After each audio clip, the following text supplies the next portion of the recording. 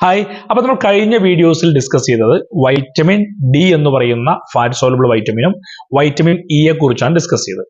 ഇന്ന് നമ്മൾ ഡിസ്കസ് ചെയ്യാൻ പോകുന്ന വൈറ്റമിൻ എ എന്ന് പറയുന്ന റെറ്റിനോൾ എന്ന് പറയുന്ന മറ്റൊരു ഫാറ്റ് സോലബിൾ വൈറ്റമിനെ കുറിച്ചാണ്.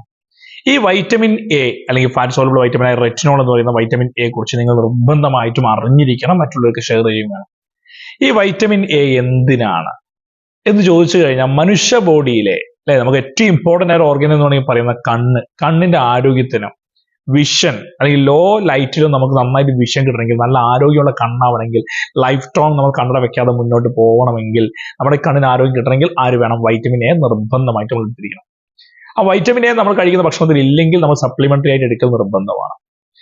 രണ്ട്, നമ്മുടെ ടിഷ്യൂസിന്റെയും സെൽസിന്റെയും അതുപോലെ തന്നെ നമ്മുടെ സ്കിന്നിന്റെയും ഒക്കെ ടിഷ്യൂസിനെയും സെൽസിനെയും കോശങ്ങളൊക്കെ പറയാറില്ലേ, അതിന്റെ ഗ്രോത്തിനെയും അതിന്റെ ഡെവലപ്മെന്റിനെയും സഹായിക്കുന്ന ഒരു വൈറ്റമിനാണ് വൈറ്റമിൻ എ. അതുപോലെ നമ്മുടെ ഇമ്മ്യൂൺ സിസ്റ്റം ബൂസ്റ്റ് ചെയ്യുന്ന, നമുക്ക് ഇമ്മ്യൂണിറ്റി, അത് പ്രതിരോധ ശേഷി, രോഗങ്ങൾക്കെതിരെയുള്ള പ്രതിരോധ ശേഷി നൽകുന്ന ഒരു വൈറ്റമിനാണ് വൈറ്റമിൻ എ. അതുപോലെ ആന്റി ഓക്സിഡന്റ് ആണ്. അതുപോലെ ലിവറിന്റെ ഹെൽത്തിനെയൊക്കെ സഹായിക്കുന്ന ഒരു വളരെ എസൻഷ്യൽ ആയ ഒരു വൈറ്റമിനാണ് വൈറ്റമിൻ എ. വൈറ്റമിൻ എ കുറഞ്ഞു കഴിഞ്ഞാൽ ഒരുപാട് അസുഖങ്ങൾ നമ്മൾ കേട്ടിട്ടുണ്ട്. സിറോഫ്താൽമിയ, കെരാറ്റോമലേഷ്യ, നൈറ്റ് ബ്ലൈൻഡ്നെസ്, ബൈറ്റോഡ് സ്പോട്ട്, അങ്ങനെ ഒരുപാട് അസുഖങ്ങൾ വൈറ്റമിൻ എ ഡെഫിഷ്യൻസി, അളവ് കുറഞ്ഞത് മൂലം ഉണ്ടാവാറുണ്ട്. അപ്പൊ അതുകൊണ്ട് വൈറ്റമിൻ എ നമ്മൾ ഒരിക്കലും ലൈഫിൽ അല്ലെങ്കിൽ നമ്മുടെ ബോഡിയിൽ കുറയ്ക്കരുത്. കുറക്കാതിരിക്കണമെങ്കിൽ നമ്മൾ വൈറ്റമിൻ എ അടങ്ങിയ ഭക്ഷണം കൃത്യമായിട്ട് നമ്മൾ എടുക്കണം. അപ്പൊ നിങ്ങൾക്ക് സംശയം വരും, വൈറ്റമിൻ എ അടങ്ങിയ ഭക്ഷണം ഏതാണ്?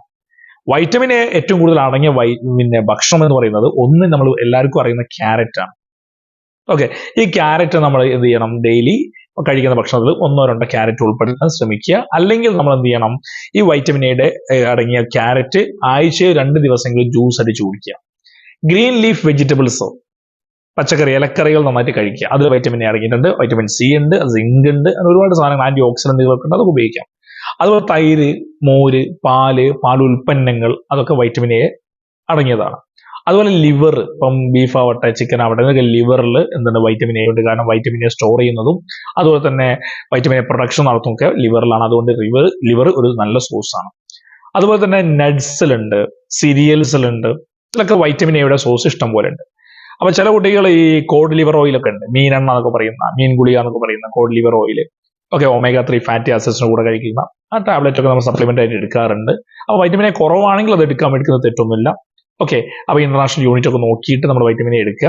ഈ വൈറ്റമിൻ എ എടുത്തു കഴിഞ്ഞാൽ കണ്ണിന്റെ ആരോഗ്യം, അതുപോലെ സ്കിന്നിന്റെ ആരോഗ്യം, അതുപോലെ ടിഷ്യൂസ്, ഇങ്ങനത്തെ കാര്യങ്ങളൊക്കെ നമുക്ക് ഡെവലപ്പ് ചെയ്യാൻ പറ്റും. നല്ലൊരു ഉന്മേഷമുള്ള, ആരോഗ്യമുള്ള ബ്രെയിൻ, അതുപോലെ തന്നെ ടിഷ്യൂസ്, സ്കിന്ന്, കണ്ണ്, ഇതൊക്കെ ആയിക്കഴിഞ്ഞാൽ നമ്മുടെ ലൈഫിൽ ഒരുപാട് അസുഖങ്ങളൊക്കെ തടഞ്ഞിട്ട് നമുക്ക് നല്ലൊരു ലൈഫിലേക്ക് എത്തിക്കാൻ പറ്റും. അപ്പൊ അതുകൊണ്ട് വൈറ്റമിൻ എനെ കുറിച്ച് കൃത്യമായിട്ട് അറിഞ്ഞിരിക്കണം.